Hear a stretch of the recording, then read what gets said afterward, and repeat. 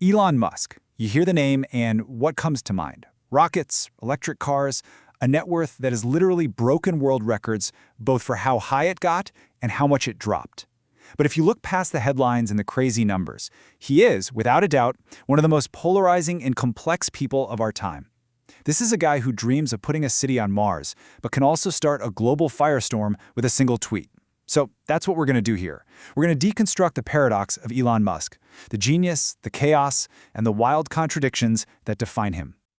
Okay, let's just get right to the heart of it, right? On one side, you've got the visionary, the gambler. He started SpaceX and Tesla fully believing they both had a 90% chance of total failure. I mean, who does that? And yet, he somehow turned them into these revolutionary, industry-shattering companies. But then, on the other side, you've got the manager. The guy whose chaotic takeover of Twitter, now X, has become a literal case study in business schools for what not to do. So how can the same person be the architect of these impossible successes and also the author of such public, messy failures? That is the real question we're digging into. So, to really unpack all this, here's how we're going to break it down. First, we'll look at the fundamental contradictions that make him who he is. Then, we're going to rewind the clock and explore the mind of the young visionary, where all this ambition came from. After that, we'll dive into his infamous, hardcore methodology. Then we'll take a hard look at the results, the incredible successes, and the serious side effects. And finally, we'll tackle the big one, the Musk paradox. All right, so let's jump right in with this whole idea of duality. Because it isn't just about winning and losing. It's about the very way he operates, especially when the pressure is on. You know, a lot of us see chaos, but the people who are closest to him, they see something totally different. This quote from Antonio Gracias, a longtime friend and investor, it gives you this totally different perspective. He was there during the absolute nightmare of 2008 when both Tesla and SpaceX were on the brink of collapse, just bleeding cash. He says that when Musk was faced with pain that would have broken anyone else, he didn't panic. He didn't make bad calls. Instead, he gets hyper-rational. Think about that. This ability to get more focused when everything's on fire is a huge part of his legend. And it's such a stark contrast to the impulsive guy we often see online. So to really get where that hyper-rational mind comes from, we've got to go way back to his childhood in South Africa. Because the building blocks of his ambition, his work ethic, and his pretty unique way of seeing the world were all set up really early. And, well, they weren't always a good thing. So this is Musk, in his own words, trying to explain how his brain works. He says he has this incredibly intense ability to visualize things in his mind, almost like he has a built-in graphics card. This means he can see super complex engineering problems, things like acceleration, how parts fit together, not as numbers on a page, but as these vivid 3D images that he can just turn around and tweak in his head. And this incredible ability, it showed up in a pretty strange way when he was a kid. He would just slip into these deep, almost trance-like states of focus, and he'd become completely oblivious to the world around him. His mom said you could be doing jumping jacks right next to him and he would not notice. And while that was the source of his intense focus, to other kids and even to some adults, it just made him seem rude or weird. And that's where the trouble started. And this social friction, man, it had some serious consequences. School was just a brutal place for him. He was this small, nerdy kid who loved to read, and he was just relentlessly bullied. In one awful incident, he was kicked in the head, thrown down a flight of concrete stairs, and beaten so badly he blacked out and had to be hospitalized for a week. This timeline really shows the insane contrast between his brutal social life and his exploding intellect. Even while all this was happening, his mind was racing. By the time he was 12, he'd already taught himself to code and sold his first video game, a space shooter called Blaster. The signs were already there. And then he gets to college in the early 90s, and the ideas that would build his empire, they weren't just ideas anymore. He was literally writing them down for class assignments. He wrote about giant solar panels in space that would beam energy to Earth. Sound a bit like Solar City? He wrote up a proposal for a digital searchable library of books, kind of like a preview for Google Books. And get this, he wrote a massive 44-page paper on ultracapacitors, which are central to Tesla's battery tech. His professor gave him a 97 on it. The point is, these multi-billion-dollar companies weren't sudden ideas. They were obsessions he's had for decades. So what do you even call this? This mix of insane intellect, being an outcast, and this obsessive need to solve huge problems. Well, some neuropsychologists use the term profoundly gifted. It describes kids who don't just see the world differently. They see its flaws. They see the bugs in the system. And here's the key part. They feel this deep, personal, moral imperative to fix them. So when you hear Musk talk about making humanity a multiplanetary species to save us, it doesn't really sound like a business pitch. It sounds like someone who feels like it's his job to save us all. Okay, so you have this guy who wants to save the world. How does that actually translate to being a boss? Well, this is where the visionary completely collides with the manager.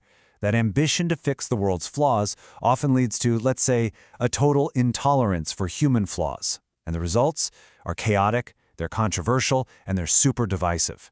And the Twitter takeover? Oh, it's the perfect case study. I mean, the first few weeks after he bought Twitter, it was just a masterclass in managerial whiplash. First, he fires about half the company. Then, and you can't make this up, he realizes some of those people were actually critical and asks them to please come back. Then he sends out an ultimatum, commit to being extremely hardcore with long, intense hours, or get out. Then he bans remote work, only to have to walk that back a bit too. The chaos was so complete that at one point, he shut off all employee badges and then accidentally locked himself out of the building. And the human cost of all this? It was immediate, and it was huge. That hardcore ultimatum wasn't seen as some inspiring call to arms. Sources called it corporate bullying. People were given this all-or-nothing choice, under crazy pressure with a super tight deadline.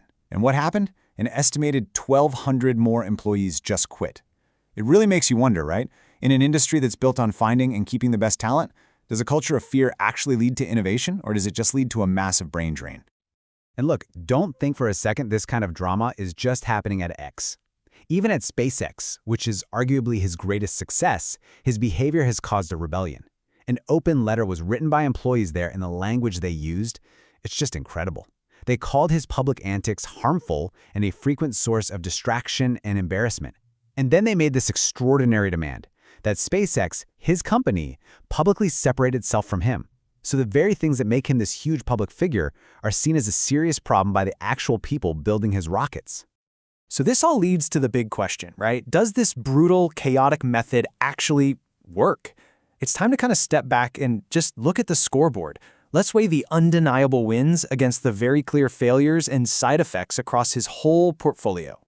Let's start with the absolute grand slam, SpaceX. We're talking about a company valued at around $137 billion. And remember, he started it thinking it had less than a 10% chance to not go bankrupt. Today, it has completely flipped the entire global space industry on its head. It dominates the market, and it's the only way America can send its own astronauts to space from its own soil. By any, and I mean any measure, it is a staggering, world-changing success. But then, you turn to Tesla. And while yes, it absolutely created the modern EV market we know today, its recent performance tells a very different story. The stock has tanked, down about 51% from its peak. That's a way bigger drop than the rest of the market. So what's going on? Well, it's a few things. Demand for EVs is softening, competition is heating up, especially from China, and investors are getting nervous that Musk is just stretched too thin. The Titan is looking a little shaky. And then you've got the boring company. You know, the idea of solving traffic with tunnels is classic Musk, but the reality? It's been torn apart by industry experts. First off, it's just not efficient. A subway can move thousands of people an hour on one train. The boring company's little tunnels with individual cars, they move maybe a few hundred. And that's not even the scariest part. The safety concerns are a huge red flag. Critics point out that there are no basic things like emergency exits between the tunnels. So if one car stalls or, God forbid, catches fire, everyone behind it is just trapped. It's gotten so bad that industry publications have basically dismissed it as a vanity project. So when you lay it all out like this, man, you see just how all over the place the results are. You've got the absolute triumph of SpaceX, the volatile giant that is Tesla, the total chaos at X, and the heavily criticized boring company. This isn't a simple story of everything he touches turns to gold. It's a real mixed bag of revolutionary wins and very questionable plays. The Musk method, it clearly doesn't guarantee a home run every time. And that just brings everything together, doesn't it? We've seen the visionary, we've seen the bully, we've seen the massive successes and the epic failures. And it all leads us to the ultimate question, the very core of the Musk paradox. So let's just put these two guys, the two Elons, side by side one last time. On the left, you've got the visionary, the guy pursuing goals on a planetary scale, feeling that moral imperative to fix the world and pulling off things that nobody thought was possible. And on the right, you've got the bully, the boss who uses ultimatums, creates chaos, and acts in a way that his own people find embarrassing. Are these two different people, or are they two sides of the exact same coin? where you just can't have one without the other. Maybe nothing captures this whole paradox better than this one, just staggering fact from Guinness World Records. He became the first person in human history to be worth over $300 billion, an unimaginable amount of money. And then he became the first person in history to lose $200 billion. That's not just some financial stat, it's the perfect metaphor for the extreme volatility that defines his entire life, the highest of highs and the lowest of lows, all in one person. So we're left with this final question, and it's a big one. Is all the chaos, all the destructive behavior, is it just the price of genius? The unavoidable static you have to put up with from a mind that just works on a completely different level?